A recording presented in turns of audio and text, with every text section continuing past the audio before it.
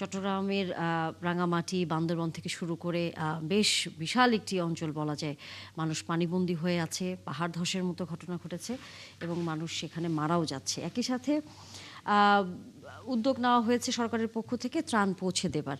কিন্তু যে বিষয়টি আপনার কাছে জানতে চাই, এই যে পাহাড়ে বসবাস করা মানুষগুলো, তাদেরকে তো আমরা বরাবরই যখন এরকম ঘটনা ঘটে তাদেরকে নিরাপদ আশ্রয় নিয়ে যাওয়ার প্রক্রিয়ার মধ্যে থাকি। কিন্তু আমরা তো জানি যে এই সময় বৃষ্টি হবে। এই সময় পাহাড় ধসের মতো একটি ভয়াবহ ঘটনা ঘটবে।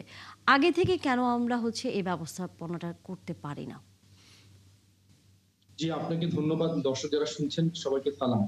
আপনি ঠিকই বলেছেন যে এখন বৃহত্তর চট্টগ্রাম, পার্বত্য চট্টগ্রাম এবং কক্সবাজারে বিশাল সংখ্যক লোক পানিবন্দী আছেন। পাশাপাশি যেটা আপনি বলছিলেন যে পাহাড়ের উপরে যারা বসবাস করছেন ঝুঁকিপূর্ণ অবস্থায়, সেটা আসলে আমরা অনেকদিন ধরেই জানি যে পাহাড়ে বসবাস ঝুঁকিপূর্ণ হয় বর্ষাকালে এবং পাহাড়ে আসলে এভাবে ঝুঁকিপূর্ণভাবে বসবাস করার কথা না। পাহাড়ের ঢালেও থাকার কথা না, কেননা বৃষ্টি হলে এই ঢালগুলোর উপরে যারা বসবাস করেন তারা কিন্তু সাংঘাতিকভাবে ঝুঁকিপূর্ণ থাকেন। পাহাড়ি যে বেলে মাটি সেটা পানিতে অত্যন্ত দুর্বল হয়ে পড়ে। এটা জানা সত্ত্বেও যখন আমরা দেখি যে প্রতি বছর এই ধরনের দুর্যোগ ঝুঁকি থাকে এবং এবার তো ইতিমধ্যে অনেকে মারাও গেছেন। আসলে আমরা ডিজাস্টারের একটা কথা বলি প্রিপেয়ারনেস, আমাদের প্রস্তুতি।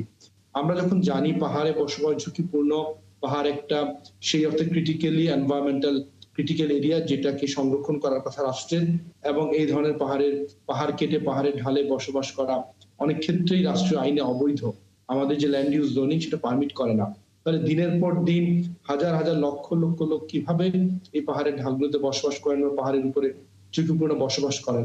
এখানেই আসে যে আমাদের যে পরিকল্পনার যে আইনগুলো আছে, পরিবেশের আইন আছে, সেটাকে অমান্য করে কিভাবে এটা সম্ভব। যে চট্টগ্রামের মতো, যদি চট্টগ্রাম শহরের কথা বলি, সেখানে উন্নয়ন কর্তৃপক্ষ আছে, সিটি কর্পোরেশন আছে, পরিবেশ অধিদপ্তর, জেলা প্রশাসন, পুলিশ প্রশাসন, এতগুলো সরকার যন্ত্রের সবাই থাকার পরেও তাদের তো দায়িত্ব ছিল এই ঝুঁকিপূর্ণ বসবাস এবং অবৈধ বসবাস এটাকে প্রতিহত করা, পাশাপাশি আমাদের পাহাড়ের যে এনভায়রনমেন্টাল যে সাস্টেনেবিলিটি, এনভায়রনমেন্টকে রক্ষা করা, পাহাড়কে রক্ষা করা। কিন্তু বারংবার এই কথাগুলো আমরাও বলেছি, গণমাধ্যমে দেখানো হয়েছে, কিন্তু দুর্ভাগ্যজনক যে রাষ্ট্রের টনক নড়েনি এবং একের পর এক পাহাড় কাটা হয়েছে। সাম্প্রতিক সময় আমরা দেখেছি জঙ্গল সলিমপুরের রাষ্ট্রের বড় বড় অভিযান, এই জঙ্গল সলিমপুর অধিকাংশ পাহাড় কেটে বানানো, এবং সেখানেও এইবারের যে আমাদের যে বৃষ্টিতে সেখানে কিন্তু একজন মারা গিয়েছেন। তাহলে এই যে আমরা অবৈধ কাজ করছি এবং সেটার পরে পরবর্তীতে প্রশাসনকে আমরা এখন দেখছি মাইকিং করতে যে আপনারা অবৈধভাবে থাকবেন না বা ঝুঁকিপূর্ণ অবস্থায় পাহাড়ে ঢালে থাকবেন না। প্রশাসনের কাজ তো মাইকিং করা না। প্রশাসনের কাজ হচ্ছে যে যখনই পাহাড়গুলো কাটা হয়, সেই কাটার জন্য না কাটতে পারেন সেটা ব্যবস্থা করা, এবং পাহাড়ের ঝুঁকিপূর্ণ পাদদেশে একজনও লোক না থাকে, এবং রাষ্ট্রের দায়িত্ব হচ্ছে আমাদের মানসম্মত এবং অ্যাফোর্ডেবল হাউজিং তৈরি করা, যারা আমাদের নাগরিকরা তারা যেন সেখানে ঝুঁকিহীন ভাবে থাকতে পারেন। তাহলে আগের লেয়ারে এতগুলো কাজ করার কথা রাষ্ট্রে, সেটা না করে যদি শুধুমাত্র যখন বৃষ্টি বা বড় অতি বন্যা হয়, যখন আমাদের এই ধরনের ক্রাইসিস তৈরি হয়, তখন যদি আমরা মাইকিং করে দায় সারতে যাই, তাহলে আসলে রাষ্ট্রের মুখ লুকাবার জায়গা থাকে না। রাষ্ট্রের প্রশাসনে এতগুলো যন্ত্র প্রত্যেকেই দিনের পর দিন এই ঘটনাগুলো ঘটতে দেন, এবং এটার পেছনে আমরা দেখছি যে প্রশাসন কখনোই যে ব্যবস্থা নিলে কেউ সাহস পাবেন না পাহাড়ে বসবাস করতে বা পাহাড় কেটে সেখানে বাণিজ্য করতে। এরা মূলত একটা শ্রেণী বাণিজ্য করেন, যারা বাণিজ্য করেন তারা নিজেরা সেই ঝুঁকিপূর্ণ জায়গায় থাকেন না। তারা হয়তো সেই টাকা দিয়ে আলিশান কোনো অট্টালিকায় থাকেন। তাহলে এই যে দরিদ্র মানুষের দারিদ্রকে পুঁজি করে এবং রাষ্ট্রের নির্লিপ্ততা, রাষ্ট্রের উদাসীনতা এবং কতিপয় রাষ্ট্রীয় সংস্থার যারা আছেন, যারা এখানে ইন্সপেকশনের দায়িত্বে আছেন, এনফোর্সমেন্টের দায়িত্বে আছেন, তাদের সীমাহীন দুর্নীতি। এই দুর্নীতি বলি হচ্ছে আমাদের প্রান্তিক মানুষ। তারা দরিদ্র লোক, তাদের কোনো অপশন নাই এবং রাষ্ট্র তাদের জন্য কোনো বিকল্প ব্যবস্থা করতে পারেনি। এবং এই কারণেই দেখছি যে আমরা এত বড় বড় বৃষ্টি হচ্ছে, আমরা সবাই জানি যে যে কোনো সময় আমাদের ভূমিধস হতে পারে, পাহাড় ধস হতে পারে, কিন্তু তাদের যেহেতু যাওয়ার আর কোনো অল্টারনেটিভ জায়গা নেই এবং তাদের সকল সহায় সম্বলেই ছোট ছোট ঘর বাড়ির ভেতরেই আছেন, তারাও সেই সেফ ফিল করেন না এবং প্রশাসনের ডাকে তারা সাড়া দেন না। এটা একটা অদ্ভুত একটা বাস্তবতা যে জি, দুর্যোগের সময় মানুষ তার আপনার জি। নিরাপদ আশ্রয় আদিল হোক মোহাম্মদ সেটা খান, ছাড়তে আমাদের চান না। অতিথি আপনাকে একটা প্রশ্ন করবেন। আমাকে আপনার কাছে এই প্রশ্ন যে আপনি তো নগর পরিকল্পনাবিদ, এই যে এবার যে ধরনের বন্যা হলো, অতিবৃষ্টি চট্টগ্রাম, পার্বত্য চট্টগ্রাম, এটা কি নজিরবিহীন ঘটনা? আপনার কি মনে আছে এর আগে কখন এই ধরনের বন্যা এই অঞ্চলে আগে কখনো হয়েছে? এটা একটা। আর একটা হলো যে এই পাহাড়ের ব্যাপারে আপনি নিশ্চয়ই জানেন যে আমরা বিশ্বাসী মানুষ আমরা বিশ্বাস করি যে আল্লাহ বলছেন যে তিনি পাহাড়কে পৃথিবীর খিলান হিসেবে ব্যবহার করেছেন। সুতরাং পাহাড়ের উপর যদি পাহাড় কাটা হয় কিংবা পাহাড়কে যদি ধ্বংস করা হয়, স্বাভাবিকভাবে ভূমিকম্প, ভূমিধস এগুলি ঘটতেই থাকবে। যে আপনারা যারা নগর পরিকল্পনা করেন তাদের ক্ষেত্রে তারা কি এই ধরনের বিষয়গুলি বিবেচনা করে বিষয়গুলিকে সামনে নগরকে পরিকল্পনা করার ভাবেন কিনা কখনো? শুধু প্রশাসন। জি, আপনাকে ধন্যবাদ। দুটি গুরুত্বপূর্ণ বিষয় নিয়ে এসেছেন। প্রথম প্রশ্নের জবাবে বলি যে আসলেই এবারের যে বৃষ্টিপাতটা প্রায় 400 মিলিমিটার উপর বৃষ্টিপাতের নজিরবিহীন। এটা সাধারণ বন্যা না, এটা হচ্ছে যে এক্সট্রিম বন্যা, যেটা আমরা রেগুলার ফেনোমেনন বলি না। তো এখন চট্টগ্রাম বা এই অঞ্চলগুলোতে যখন অনেক সময় জোয়ার ভাটার সময় বা নর্মাল রেগুলার বৃষ্টির সময়ও কিন্তু বন্যা হয়, কিন্তু এই স্কেলে বন্যা পুরো রিজিয়নে আমরা অনেক বছরের মধ্যে দেখিনি। এটা অস্বাভাবিক।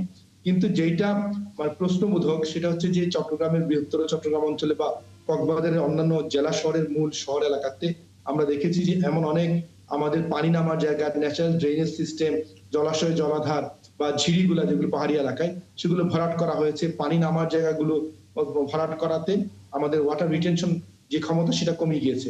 তারপরেও হয়তো এত বড় বর্ষা সামাল দেওয়া, বৃষ্টিপাত সামাল দেওয়ার আমাদের ক্যাপাসিটি নাই, কিন্তু আমাদের ক্যাপাসিটি এর চেয়ে তো বেশি ছিল যে আরেকটু বেশি আমরা পানি ধারণ করতে পারতাম।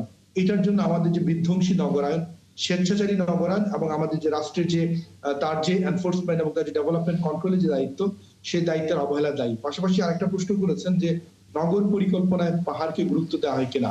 আমাদের পরিকল্পনা এবং আইনে পাহাড়কে সর্বোচ্চ গুরুত্ব দিয়ে সেটাকে কনজার্ভ করা হচ্ছে যে আমাদের পরিকল্পনাবিদ এবং রাষ্ট্রের কাজ।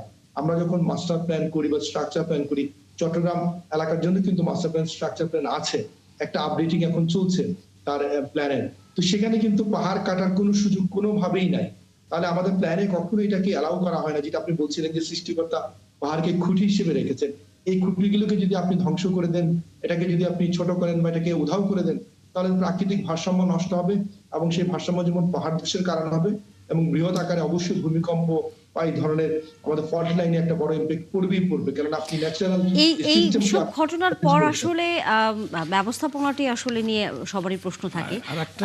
আমাদের আরেকজন অতিথি আছেন, ওনার কাছে যদি একটু আসি, শামসুজ্জামান দুদু, সেটি হচ্ছে যে আমাদের সহকর্মীরাও বিভিন্ন জায়গা থেকে যে খবর দিয়ে বলেছেন যে যে শেল্টার হোমগুলোর কথা বলা হচ্ছে এই সময় মানুষগুলোকে বাঁচানোর জন্য সরকারের পক্ষ থেকে, যে সেখানে যেন তারা চলে যায়, তারা নিরাপদ আশ্রয়ে থাকে। কিন্তু প্রথমতই যে বাধা যে তারা যেতে চান না, কারণ তাদের ঘরবাড়ি ছেড়ে তারা যেতে চান না, কারণ সেখানে নিরাপত্তার একটা বিষয় থাকে, কার কাছে রেখে যাবেন, এটি একটি বিষয়। আবার শেল্টার হোমে গেলেও দেখা যায় যে সরকার ঘোষিত যে ত্রাণ পাওয়ার কথা সেটি সেখানে পর্যাপ্ত থাকে না। এবং এখনই বেশ কিছু জায়গায়, বান্দরবন থেকে শুরু করে কক্সবাজারে আমাদের সহকর্মীরা বলছিলেন যে খাবারের পাশাপাশি সবচেয়ে বেশি সংকট দেখা দিচ্ছে পানি এবং ওষুধের। আপনার কাছে একটু জানতেই চাই, যেহেতু আপনিও একজন অভিজ্ঞ ব্যক্তি, সরকার এর মধ্যে যে উদ্যোগগুলো নিয়েছে সেটি কি পর্যাপ্ত, নাকি এই জায়গায় আরো আগে থেকেই ব্যবস্থাপনাটি আসলে রাখা দরকার ছিল? জি, আপনাকে ধন্যবাদ। আরো আগে থেকেই আবহাওয়া, পরিবেশ সবকিছু মাথায় নিয়ে আমার বিবেচনায় বৃষ্টি নামার আগেই প্রস্তুতিটা থাকার দরকার ছিল। হয়তো বা ছিল কিছু প্রস্তুতি, কিন্তু সেই প্রস্তুতি সামগ্রিকভাবে যতটা থাকার দরকার ছিল ততটা ওইভাবে নাই। এই ক্ষেত্রে আমার মনে হয়েছে রাষ্ট্র এবং স্থানীয় প্রশাসনের কিছু গাফলতি আছে। গাফলতি না থাকলে মানে যে ধরনের পরিস্থিতি সেখানকার মানুষ হয়েছে, অতিবৃষ্টি তো থাকতেই পারে, এমনকি পাহাড় ধসেরও ব্যাপার থাকতে পারে, কিন্তু তার আগে ওখানকার যারা বসতি তাদেরকে শুধু মাইকিং করলাম, প্রয়োজনে তো তার ভয়াবহতা যেন আমরা সরাই নিব। অতীতেও আমরা দেখেছি অনেক ক্ষেত্রে শুধু মাইকিং না, স্থানীয় মানুষকে নানানভাবে স্থানীয় প্রশাসন বা রাষ্ট্র তার স্ব দায়িত্ব পালন করত।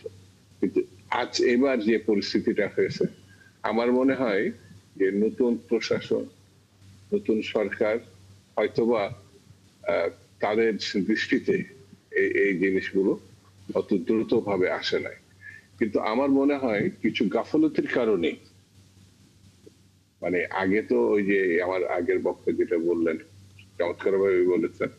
পাহাড়ের উপরে যে পাহাড় মাটি কাটা, আমরা যে স্বেচ্ছাচারিতা করেছি স্থানীয়ভাবে, তার তো একটা প্রকৃতির উপরে আপনি যখন নির্মমতা দেখাবেন, প্রকৃতি তো আপনার প্রতিশোধ নেবে। সেটার মুখোমুখি আমরা এখন হয়েছি। বেশ কিছু মানুষ কিন্তু ইতিমধ্যে প্রাণ হারিয়েছে। এখনো মানে এই মুসিবত কেটেই গেছে, এটা যদি আমি মানে অ্যাকসেপ্ট করি তাহলে আরো ভুল হয়ে যেতে পারে। কারণ এমনিতেই ঘোষণা আছে আরো 2-3 দিন বৃষ্টি হবে, এটা বাড়তেও পারে। যদি পারে তখন পরিস্থিতি কি আরো অবনতিশীল হবে, নাকি আমাদের প্রস্তুতির কাছে আমরা মানুষগুলো সহায়তা দিতে পারবো?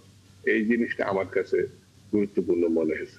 অর্থাৎ যে ঘটনা ঘটে গেছে যেন আর না ঘটে, সেই জন্য স্থানীয় প্রশাসন আরো যাতে তড়িৎ ভাবে, আর যে ওই যে পানি, খাদ্য, ওই যে আমরা শেল্টারে জায়গার কেন মানুষ যাচ্ছে না, এই বিষয়গুলো আমাদের মাথায় নেওয়ার দরকার। যদি না নিতে পারে, মানুষ তো না খেয়ে পানির অভাবে ওখানে বসে থাকা তাদের কঠিন। আরেকটি বিষয় আছে, ঘর বাড়ি ছেড়ে দিয়ে আমি চলে যাব, সেই ঘর বাড়ির আবার এক ধরনের নিশ্চয়তা থাকতে হবে যাতে ফিরে এসে তাদের মানে গরিব মানুষের যত সামান্য জিনিস থাকে সেটাও যেন রক্ষা করা সম্ভব হয়। এই দিকেও প্রশাসন বা স্থানীয় যারা আছেন সরকারিভাবে তাদের নজর দেওয়ার দরকার। নিশ্চয়ই। এটা আমার কাছে মানে মনে হয়। যেটা খুব গুরুত্বপূর্ণ যে বিষয়টি সেটা হচ্ছে যে মানে আমি তো ওই এলাকা অনেকবার, যখন শান্তি বাহিনীর যখন তৎপরতা ছিল অনেকবার আমরা এখানে গিয়েছি, এবং ওই জায়গাগুলি এমন যে অনেক জায়গা আছে যেসব জায়গায় লোকজন মানে খাদ্য সামগ্রী পৌঁছাতে হেলিকপ্টার লাগে, অনেক জায়গা আছে এমন, এবং ব্যাপারটা এমন যে অপ্রত্যাশিত। এটা নিয়ে এটা কোনো বন্যাপ্রবণ অঞ্চল না যে কারণে এখানে সবসময় সতর্ক অবস্থা থাকবে। আমি যখন দেখছি যে লংগদু কিংবা ওই দিঘিনালা কিংবা সাজেকের মতন জায়গা ডুবে গেছে, তখন তো আমার মাথার মধ্যে আসে যে সেই নবী আলাইসাল্লামের সময় যে বন্যায় যে পাহাড় পর্যন্ত ডুবে গেছিল, সেরকম একটা চেহারা সামনে মানে ফুটে ওঠে আমাদের কাছে। সুতরাং মনে হয় সরকার এটা ভাবেও নাই যে এই ধরনের ঘটনা এইসব জায়গায় হতে পারে। এটাও কিন্তু একটা সতর্ক বার্তা আমাদেরকে দিল অবশ্যই। যে আগামীতে গভর্নমেন্টকে সব জায়গায়, যেহেতু একটা বদ্বীপ অঞ্চল আমাদের, এই অঞ্চলে মানে এটা একটা সতর্ক আমাদের জন্য।